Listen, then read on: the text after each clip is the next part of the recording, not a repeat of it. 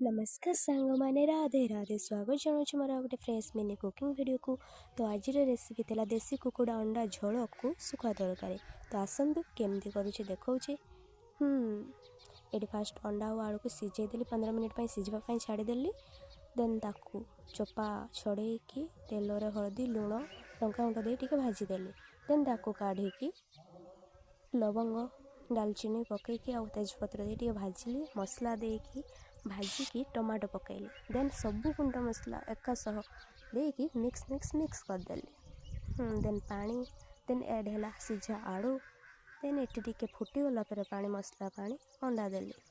हाँ तापर सुखा थिला सुखा को भलसे धोईकी टिके तेल देकी भाजीदेली। मसला भी प्रस्तुत कर फास्ट। देन तापर तेल देकी टमाटो फास्ट मु पकईदेली। तापर सब गुंड मसला देली। भाजी हो गला पर मसलार तेल छाड़ला बेले आलू देली।